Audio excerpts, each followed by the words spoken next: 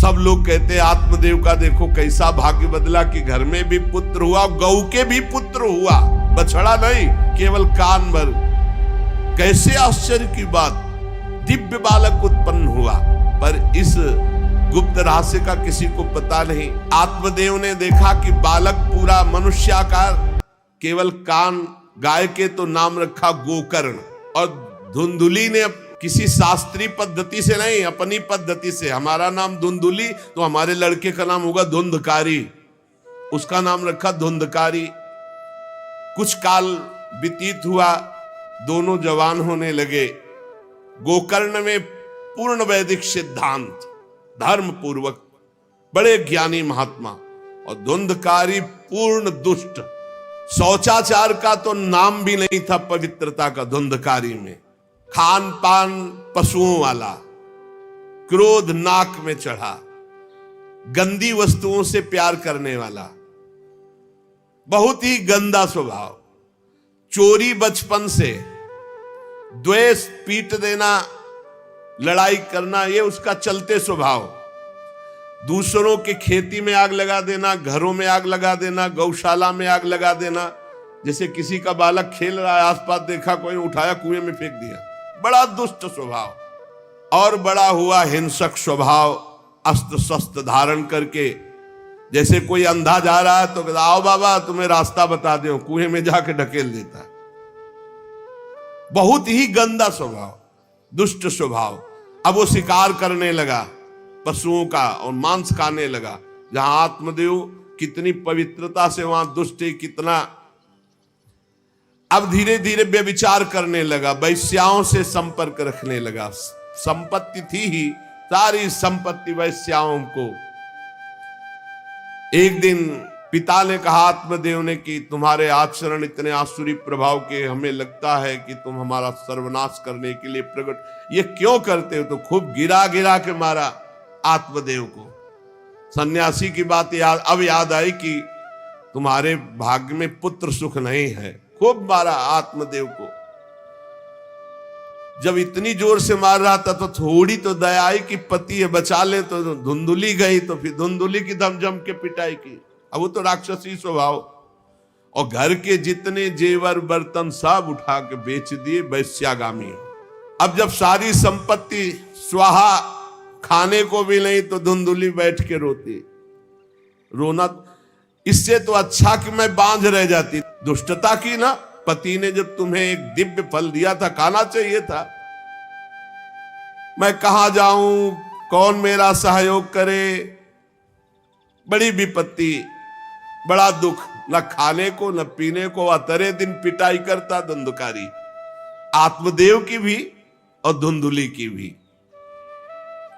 पिता बैठ के रो रहे थे। मैं सन्यासी की बात मान जाता तो गोकर्ण जी आए और उन्होंने कहा पिताजी, आप जैसे विद्वान पुरुष को ऐसा शोक करना उचित नहीं। तुम शास्त्र के ज्ञाता हो, तुम्हें चाहिए कि संसार की असारता का तो थोड़ा विचार करना हो। ये दुख रूपी मोह में फंसकर आप एक अज्ञानी पुरुष की तरह रो रहे हो, पिट रहे हो। पिताजी, क्या शास्त्रों में नहीं पढ़ा पुत्र किसका, धन किसका, पत्नी किसकी, शरीर किसका? ये मोह के कारण अज्ञानी जन रात दिन दीपक की तरह जल रहे। पिताजी, ना सुख इंद्र को है, न चक्रवर्ती राजा को है। सुख है तो एकांत में भगवान का भजन करने वाले को। ये देखो गोकर्ण, ये मुंचा ज्ञानम प्रजारूपम मोह तो नरके गति। ये नरक जाने वाली बात, पुत्र के मोह में फंस करके आप छोड़ो इसे, आपका शरीर नष्ट हो जाएगा। इसलिए मेरी प्रार्थना मानो, आज से निकलो घर से और वन में जाओ, भगवान का चिंतन करते हुए जीवन व्यतीत करो। गोकर्ण जी के वचन सुनकर आत्मदेव वन में जाने के लिए तैयार हो गए। उनका बेटा, आज तक तो कभी वन में तपस्या भजन किया नहीं, बड़ा शरीर से राग है, क्या करूं, कैसे भगवत प्राप्ति करूं? संत समागम कभी व्यर्थ नहीं होता। देखो, संत समागम का फल है गोकर्ण जी। गोकर्ण जी ने कहा पिताजी, जिस शरीर को आप मैं मान रहे हो, आप मैं नहीं हूं। ये शरीर हड्डी मांस रुधिर का पिंड है, इसे आप मैं मानना छोड़ दें। आपकी स्त्री, आपका पुत्र, ये कभी आप मत माने, ये आपके नहीं थे, न पहले और न बाद में, बीच में भास रहे कि आपके हैं। ये संसार रात दिन नाश को प्राप्त हो रहा है, क्षण भंगुर है। किसी भी कोई वस्तु में ममता मत करो, यहां कुछ स्थायी नहीं है, सब नष्ट होने वाला है। बस एकमात्र वैराग्य रस के रसिक होकर भगवान की भक्ति में लग जाओ। कैसे भक्ति करे? धर्मम भजस्व सततम, सदैव धर्म का भजन करो। कौन सा धर्म? बोले त्यज लोक धर्मान, लोक धर्म का त्याग करके भागवत धर्म का आश्रय लो। भागवत धर्म का आश्रय कैसे प्राप्त होगा? बोले सेवस्व साधु पुरुषान, सदैव संत पुरुषों का संग करो, उनकी सेवा करो। उनके संग से, उनके वचनों से, उनकी कृपा से तुम्हारे हृदय में भागवत धर्म का परिचय जागृत हो जाएगा, तुम महाभागवत हो जाओगे। पर संतों का सेवन करने के लिए जो सबसे बड़ा दोष है, काम और तृष्णा, ये नई संतों के पास टिकने देती। इसलिए जही काम तृष्णाम, कामना और भोगे हुए भोगों को जो भोगने की इच्छा, तृष्णा, इनका त्याग करके संत संग करो। और जब संत संग होने लगे तो सावधान हो जाओ, अन्यस्य दोष गुण चिंतन मासु मुक्त्वा, दूसरे के गुण दोषों का चिंतन न करके श्री भगवान का चिंतन करे, भगवान की सेवा करे, भगवान की कथा लीला सुने, तो उसको नित्य भगवत धाम की प्राप्ति हो जाती है। हे पिताजी, शरीर से मैंपन छोड़ दीजिए और शरीर संबंधियों से मेरापन छोड़ दीजिए और भागवत धर्म का आश्रय लेकर संत समागम कीजिए। सदैव संतों की सेवा, भगवत सेवा, नाम जप, लीला कथा, श्रवण गायन, इसी से भगवत प्राप्ति हो जाएगी। बस उसी समय गोकर्ण को मन से प्रणाम करके कि भगवान गुरु रूप से इसी रूप में आकर मुझे उपदेश दे रहे हैं, उसी समय आत्मदेव जी ने तो घर छोड़ दिया और वन की यात्रा की। 60 वर्ष की आयु हो चुकी थी, पर ज्ञान था शास्त्रों का। बड़ी निष्ठा से अपनी बुद्धि को समेटा संसार से और रात दिन भगवान के चिंतन में लगा दिया।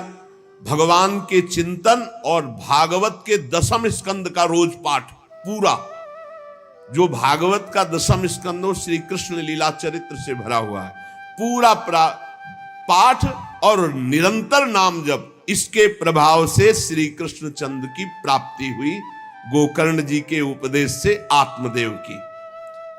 अब जब पिता वन को चले गए तो और छूट, वैसे मानता तो था ही नहीं, पर और छूट हो गई। अब धुंधकारी ने उठाई लाठी डंडा, जो धुंधुली की डट के पिटाई की और कहा बता धन कहाँ है। अब जितना धन था तो सब ले गया। फिर जलती हुई लकड़ी लुकाठी, उससे बता धन कहां है।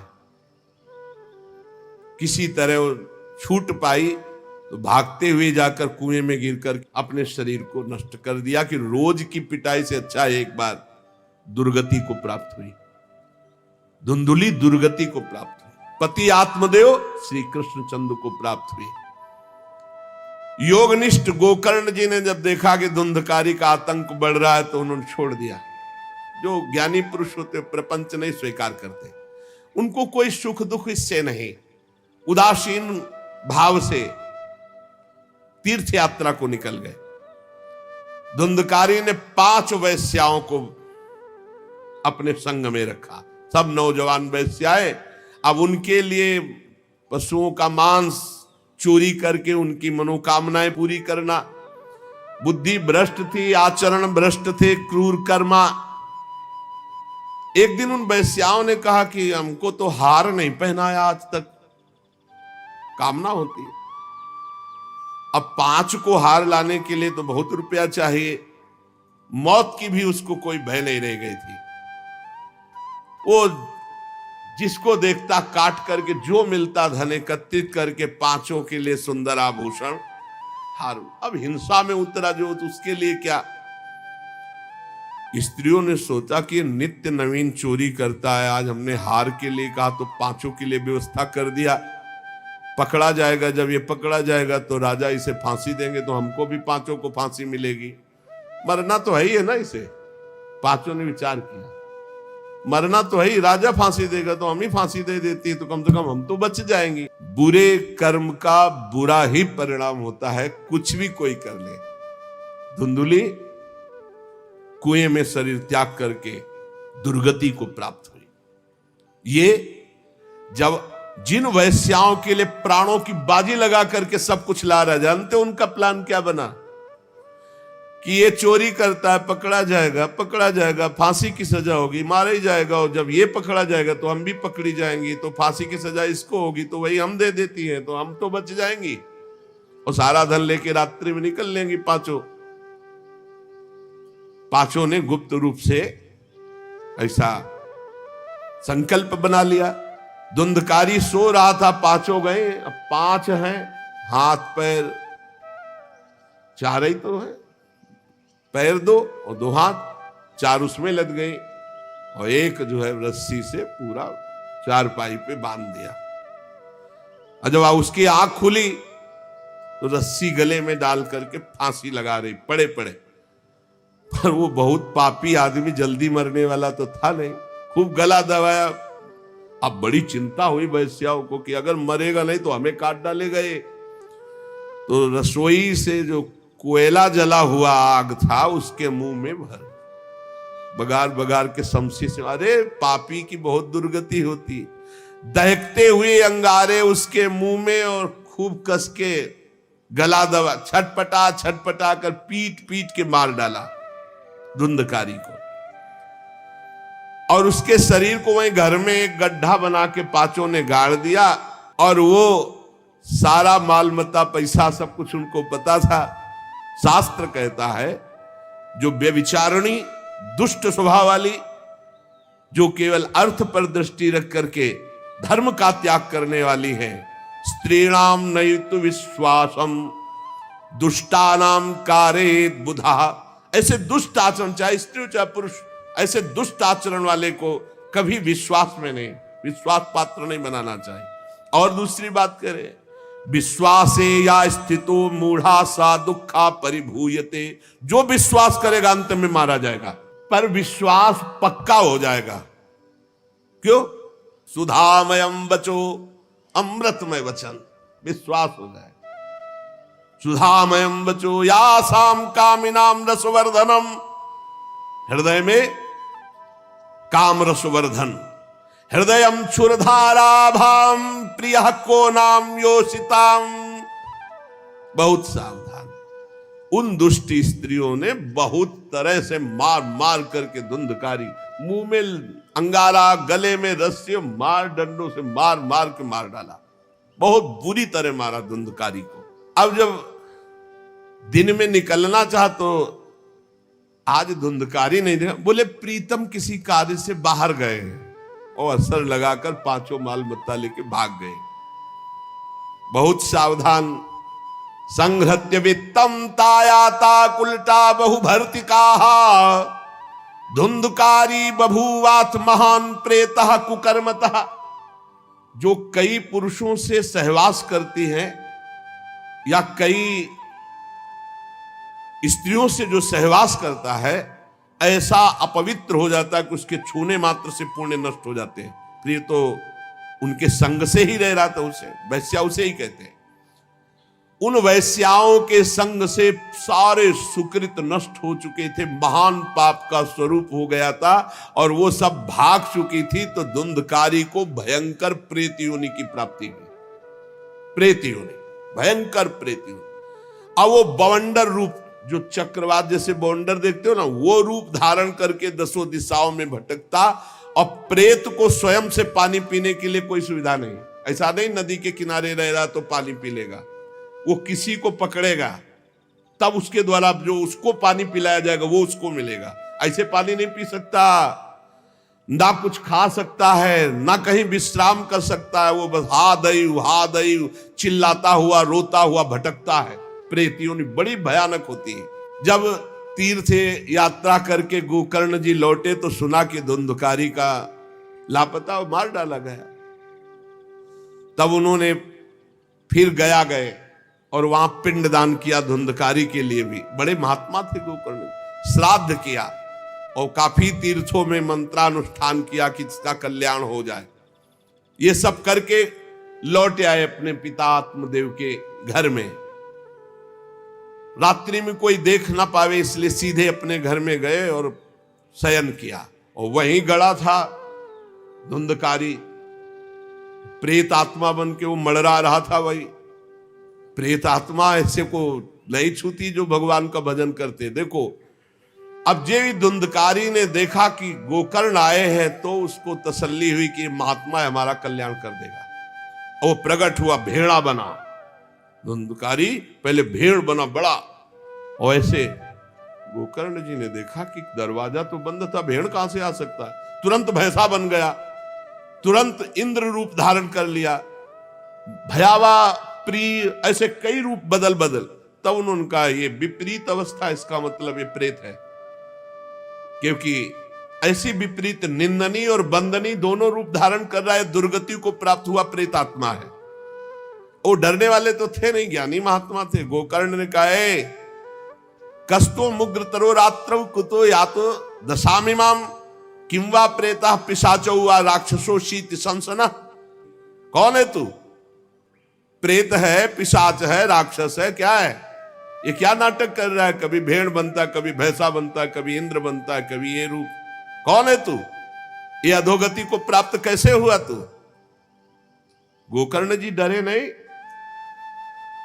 अगर सच्चा महात्मा ना हो तब तो भयभीत हो जाए। गोकर्ण जी सच्चे महात्मा है। अब वो चिल्ला चिल्ला के केवल रो रहा, एक शब्द भी नहीं बोल पा रहा। तो गोकर्ण जी समझ गए अधिक पाप होने के कारण ये बोल नहीं सकता। तब अंजलि में जल लिया और कई मंत्रों का जाप किया और फिर उसके ऊपर फेंका। जे भी फेंका तब बोल पाया, भैया मैं आपका भाई धुंधकारी हूं, बचा लो, मेरी भारी दुर्गति हो गई। मैं तुम्हारा भाई हूं, मैं धुंधकारी हूं। अब मुझे बहुत कष्ट हो रहा, पश्चाताप हो रहा, मैंने सब कुछ नष्ट कर दिया। धर्म भ्रष्ट पापाचारी, अब मेरी बड़ी दुर्गति है। उन उल्टा वैश्याओं ने मुझे तड़पा तड़पा करके मारा है। मैं कुछ कर नहीं सकता इस समय। ऐसा थोड़ी कि प्रेत है जिसको चाहे पटक दे, ऐसा नहीं है, ऐसा विधान नहीं। पहले वैश्याओं को मारता जाके, मैं कुछ कर नहीं सकता। प्रेत योनि में पड़कर दुर्दशा भोग रहा हूं। अब दैववश केवल वायु से जीवित हूं, बहुत प्यासा हूं, भूखा हूं, पर नहीं खा सकता, नहीं पी सकता। आप दया समुद्र भैया मेरा उद्धार करो। गोकर्ण ने कहा कि तुम्हारा उद्धार तो हो जाना चाहिए, तुम्हारे लिए तो मैं गया में गया, वहां श्राद्ध दिया, तीर्थों में भी अनुष्ठान किया, फिर तुम्हारा प्रेतियों से उद्धार कैसे नहीं हुआ? तो उनका भैया एक दो बार गया श्राद्ध से मेरा कुछ नहीं होने वाला, बहुत पापी हूं, बहुत बड़े बड़े पाप किए हैं। कोई दूसरा उपाय सोचो, छोटे मोटे पिंडदान से, दान पुण्य से मेरा उद्धार होने वाला नहीं, बहुत स्टॉक है हमारे पाप का। तुमको हम बताएं सैकड़ों बार गया श्राद्ध करो तो भी मेरा कल्याण नहीं हो सकता, ऐसा मैं पापी हूं, कोई दूसरा उपाय सोचो।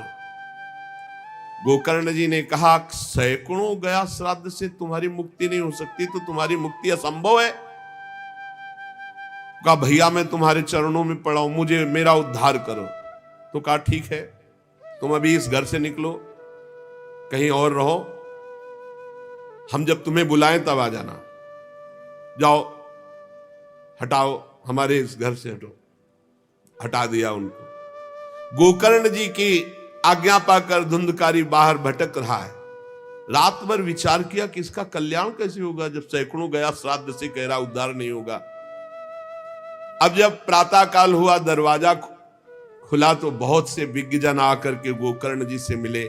गोकर्ण ने सबसे सलाह की कि क्या हो सकता है, ऐसे ऐसे स्त्रियों ने उनको मारा और वो प्रेत योनि को प्राप्त हुए। जो लोग विद्वान थे, योगनिष्ठ थे, वेदज्ञ थे, उन्होंने कई शास्त्र पाठ आदि की बातें बताई, सबने, पर सही उत्तर नहीं मिला। गोकर्ण जी महान तपस्वी थे। गोकर्ण जी ने प्रातःकाल स्नान करके अर्घ दे रहे थे, बोले औरों से क्या पूछना, सीधे सूर्य भगवान से पूछे। मंत्र का उच्चारण करते हुए सूर्य भगवान को स्थगित कर दिया, रोक दिया। बहुत बड़ी मंत्रों में तथा सर्वै सूर्य वाक्यम तन्मुक्तो स्थापितम परम गोकर्णा स्तंभनम चक्रे सूर्य वेगस्य वही, तथा सूर्य की गति को रोक दिया। और तुभ्यम नमो जगत साक्षिन ब्रूहि में मुक्ति हेतुकम। अब हम किससे पूछे, आप ही बताओ। हे जगत साक्षी भगवान सूर्य, धुंधकारी का उद्धार कैसे हो सकता है?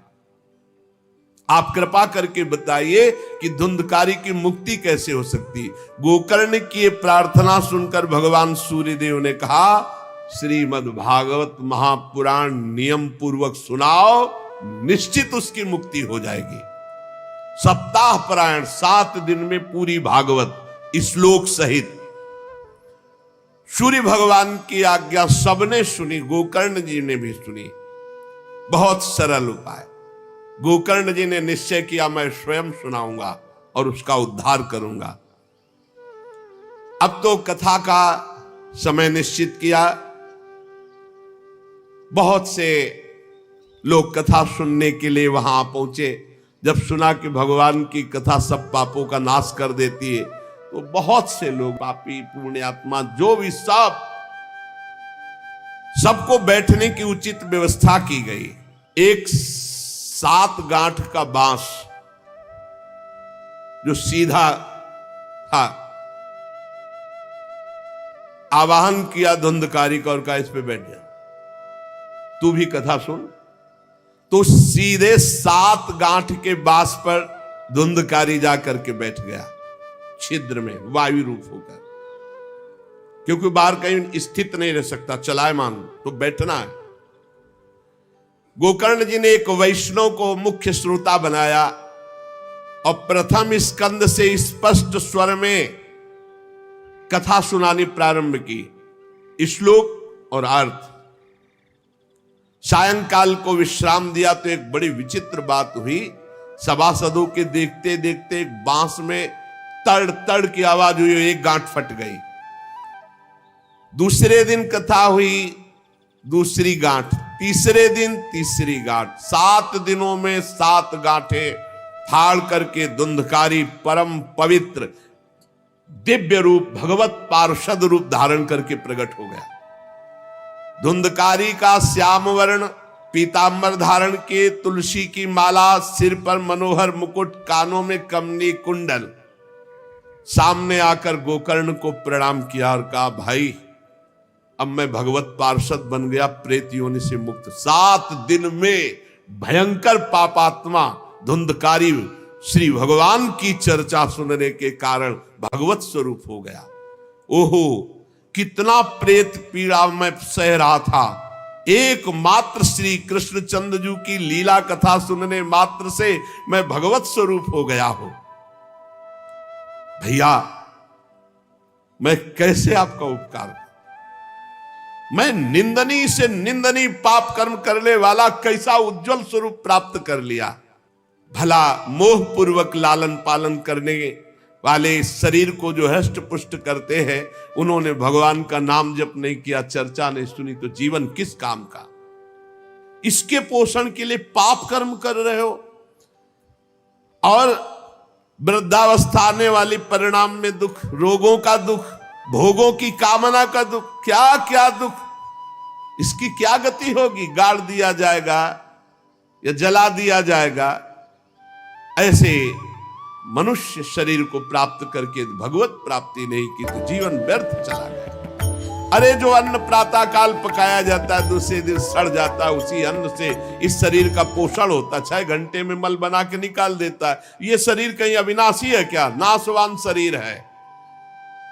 जो लोग भगवान की कथा से वंचित है, भगवान का नाम जप नहीं करते, वो बुदबुदे जीवों में मच्छरों के समान